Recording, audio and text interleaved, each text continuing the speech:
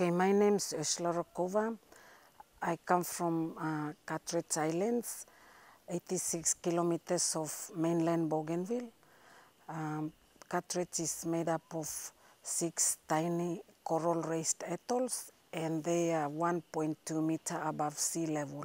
The islands are being washed away by strong currents, the storm surges.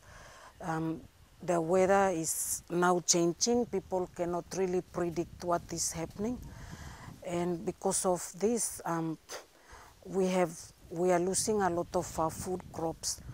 And so we decided to get organized, and we talked with the Catholic Church, and this is why we are now, we have now been lucky because the Catholic Church has given us some land, and we are looking at moving about 83 families to mainland Bougainville.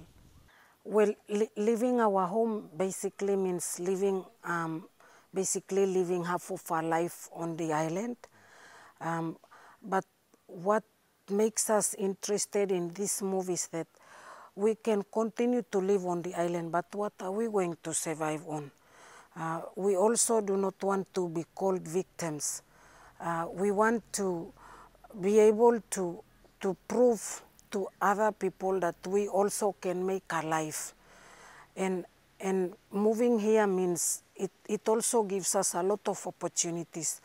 It means we can be involved in some, some income generation activities. It also means that we can be able to grow a lot more, a variety of food crops that we can sustain ourselves.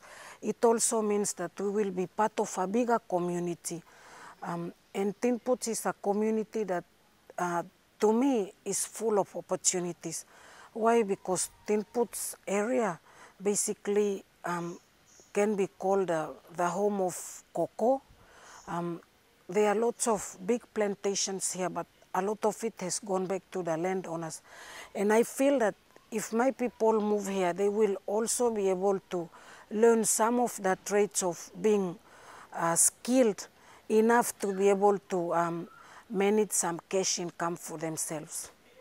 It has not been easy having to raise money to move my people to a place of their choice, because I have to go knocking on the doors of almost any donor who can assist.